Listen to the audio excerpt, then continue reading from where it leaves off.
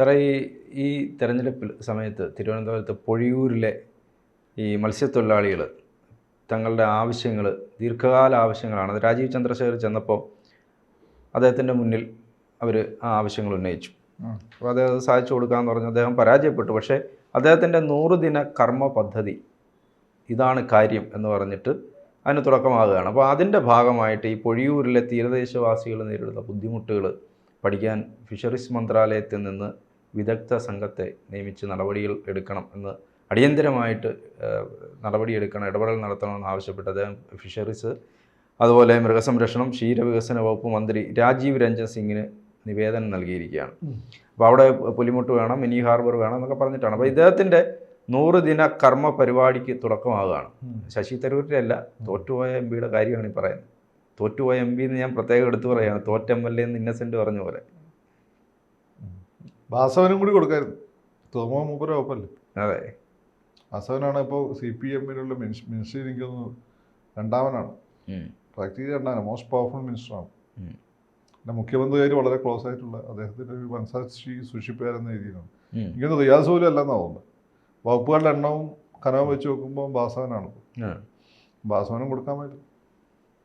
എന്നാലും ഡയറക്റ്റ് കേന്ദ്രത്തിൽ പിടിയുള്ള ആളാകുമ്പോൾ ഇങ്ങനെ വാസവന് കൊടുക്കുമ്പോൾ നടപടി എടുത്തില്ലെങ്കിൽ അത് നിങ്ങൾക്ക് ആക്ഷൻ ആക്കാം. നടപടി എടുത്താൽ രണ്ടുപേർക്കും അത് ഗുണം ചെയ്യുകയും ചെയ്യും. അതൊക്കെ നോക്കണ്ടേ. രാജീവിൻ്റെ ടീമിൻ്റെ ഉപദേശം അത്ര പോരാ. ഉപദേശക സംഘം അതെ, സുരേഷ് ഗോപി ചെയ്യേണ്ട ഒരു കാര്യം അത് കേരളത്തിലും. സുരേഷ് ഗോപിനെ ഇയാളെ കണ്ടപ്പോൾ പറഞ്ഞു തോന്നുന്നു, രാധാകൃഷ്ണനെ കണ്ടപ്പോൾ. കേരളത്തിലും ഗവൺമെൻറ് ഉണ്ടല്ലോ. അപ്പം ഇദ്ദേഹം ഒരു എന്താ പറയുക, ഒരു പൊതുപ്രവർത്തനാണ്. കേന്ദ്രത്തിലും കൊടുക്കുക, കേരളത്തിലും കൊടുക്കുക. കേരളത്തിൽ അവരത് സ്വീകരിച്ചിട്ടില്ലെങ്കിൽ മൂപ്പരൊക്കെ അത് നല്ലതാണ്. സ്വീകരിച്ചാലോ രണ്ടുപേർക്കും ഗുണമാണ്. മാത്രമല്ല ആ മേഖലയിൽ LDF-ന് കാര്യമായിട്ട് നേടാനൊന്നുമില്ല ലോക്സഭയിൽ. അതൊരു UDF BJP ആണ്. ഇൻ ദ സെൻസ് ഇവിടെ ലോക്സഭയിൽ ഇലക്ഷൻ നടക്കുമ്പോൾ വരുന്നത് തിരുവനന്തപുരത്ത്. പിന്നെ കഴിഞ്ഞ തവണ ലാറ്റിൻ സഭ ആന്റണി രാജുവിനെ വിജയിപ്പിക്കാൻ ഒരു തീരുമാനം എടുത്തുകൊണ്ടാണ് ആന്റണി രാജു ജയിച്ചത്. ആന്റണി രാജു ജയിക്കുന്നില്ല. പിന്നെ BJP ശിവഭവൻ വോട്ട് ചെയ്തില്ല എന്ന് തോന്നുന്നു. കാരണം നിയമത്തിൽ ഒരു മാറ്റം വന്ന മുരളി കഴിഞ്ഞ തവണ ഒരുപാട് സ്പോയിൽ ചെയ്തിട്ടുണ്ട്. മുരളി RSS ആയിട്ടുള്ള ബന്ധം മോശമാക്കി. അത് ഓൾ കേരള അടിസ്ഥാനത്തിൽ കോൺഗ്രസിനെ നെഗറ്റീവ് ആക്കിയിട്ടുണ്ട്. മുരളീൻ്റെ കുഴപ്പമില്ല, മുരളിയോട് മത്സരിക്കുന്നു വെച്ചാൽ മുരളി മത്സരിച്ചു. മുരളിക്ക് ഇപ്പോൾ അത് മനസ്സിലായെന്ന് തോന്നുന്നു. വെറുതെ കൊണ്ട് തല വെച്ച് കൊടുക്കണ്ട. അതെ, എല്ലായിടത്തും മത്സരിക്കാൻ പറയുന്നു, ചാടി ഇറങ്ങിപ്പോയി മത്സരിക്കുന്നു, തോക്കുന്നു, തിരിച്ചു വരുന്നു, ഇടയ്ക്ക് എവിടെയെങ്കിലും ഒന്ന് ജയിക്കുന്നു. ജയിച്ചു ജയിക്കുന്നിടത്ത് നിന്ന് അദ്ദേഹത്തെ വീണ്ടും തിരിച്ചു വിളിക്കുന്നു. രാഷ്ട്രീയത്തിൽ നിങ്ങൾ അത്ര നിഷ്കളങ്കരൊന്നും ആവരുത്. ഇദ്ദേഹത്തിന് അച്ഛനെ കണ്ടു പഠിക്കണം. അതെ, CPM-മാർ പലതും പറയും സെക്കുലേഴ്സ് എന്നൊക്കെ പറഞ്ഞു. അത് കേട്ടിട്ട് കുമ്മനത്തിനെതിരെ മത്സരിക്കാൻ പോയ കോൺഗ്രസ് മൊത്തം വില കൊടുക്കേണ്ടി വരും. അത് സംഭവിച്ചു കഴിഞ്ഞു. നിയമസഭ ഇലക്ഷന് ഒരുപാട് ഫാക്ടർ ഉണ്ട്. അതിൽ ഒന്നതാണ് RSS-ന്റെ വോട്ട് കിട്ടിക്കൊണ്ടിരുന്ന കേരളത്തിൽ. ഇത്തവണ ലോക്സഭ ഇലക്ഷൻ കിട്ടിയത് RSS-ന്റെ വോട്ട് കോൺഗ്രസിന് വന്നിട്ടുണ്ട്. അത് ഇവരുടെ പ്രധാനപ്പെട്ട മണ്ഡലങ്ങളിലല്ല, മറ്റു സ്ഥലങ്ങൾ. ഇപ്പം തിരുവനന്തപുരത്ത് കിട്ടേണ്ട വോട്ട് BJP കിട്ടിയിട്ടില്ല. അതുകൊണ്ടാണ് രാജീവ് തോറ്റത്. അപ്പം ഇതിപ്പോൾ അദ്ദേഹം കഴിഞ്ഞ തവണ ഏറ്റവും കൂടുതൽ കോൺസെൻട്രേറ്റ് ചെയ്ത സ്ഥലമാണ്.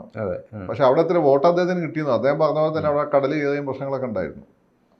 എന്നിട്ട് അത് വോട്ടായി ഇവിടെ കടൽ കയറുന്ന ഈ മത്സ്യത്തൊഴിലാളികൾ ഇതിനകത്ത് ഈ മത്സ്യത്തൊഴിലാളികളുടെ ദൈനംദിന ജീവിതത്തിൽ പ്രയാസങ്ങളുണ്ട്. അവർ ഈ കടൽ കയറുന്ന കടൽക്ഷോഭം ഒക്കെ നേരിടുന്ന ഒരു ഏരിയയാണ്. പൊഴിയൂർ, പരുത്തിയൂർ, കൊല്ലങ്കോട് വില്ലേജുകളിലെ വീടുകളിലാണ്. അപ്പോൾ അതോടെ വലിയതുറ പാലം പുനഃസ്ഥാപിക്കണമെന്നും അദ്ദേഹം ഈ ഫിഷറീസ് വകുപ്പ് മന്ത്രിയെടുത്ത് പറയുന്നുണ്ട്. അപ്പം അങ്ങനെ ഇദ്ദേഹം ചില കാര്യങ്ങളിൽ ഇടപെട്ട് തുടങ്ങിയിരിക്കുകയാണ്.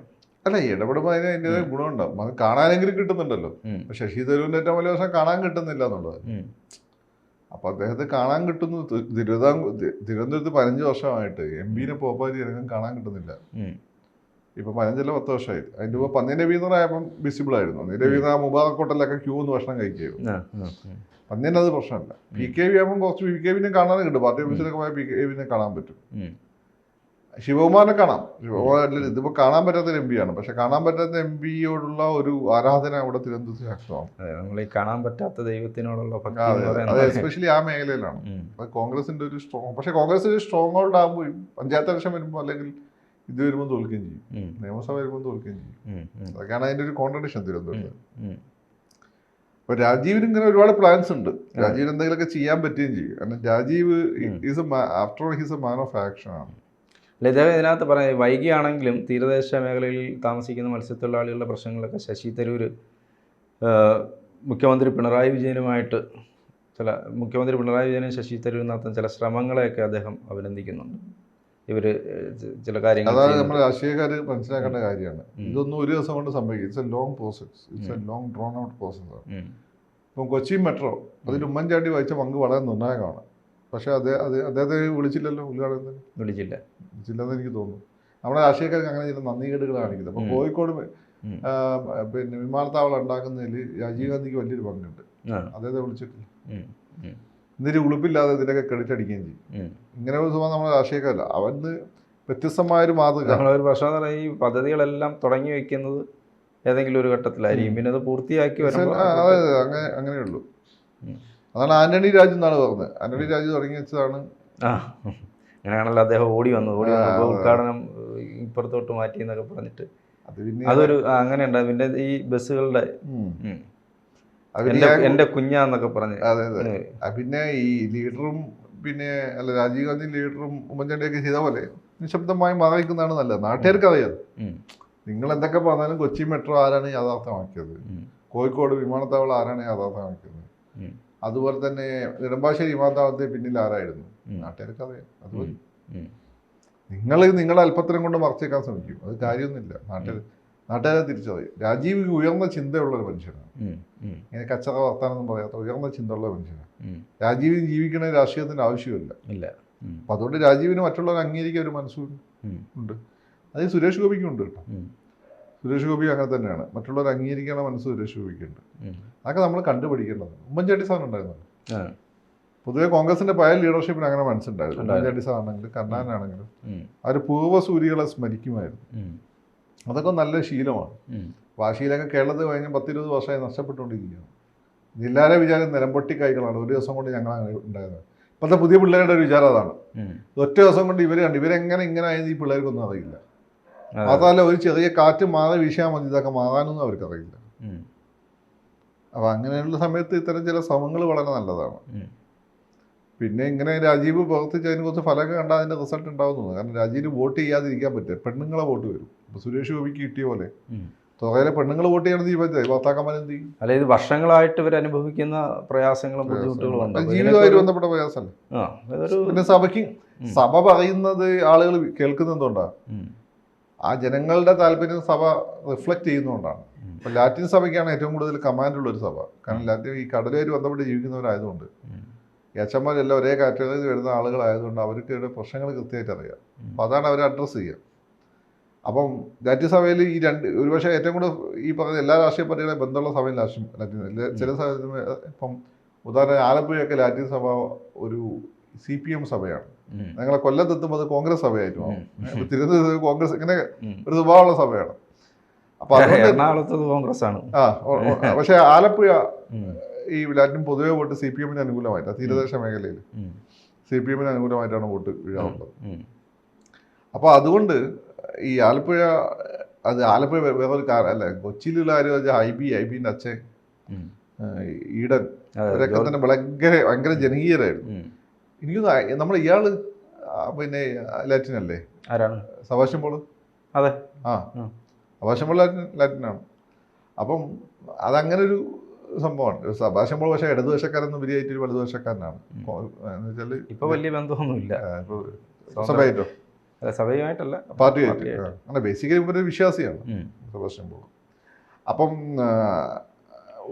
ഇത്തരം പ്രശ്നങ്ങൾ പരിഹാരം ഉണ്ടാകുമ്പോൾ സ്വാഭാവികമായിട്ടും വിശ്വാസികൾ അത് റിഫ്ലക്റ്റ് ചെയ്യും.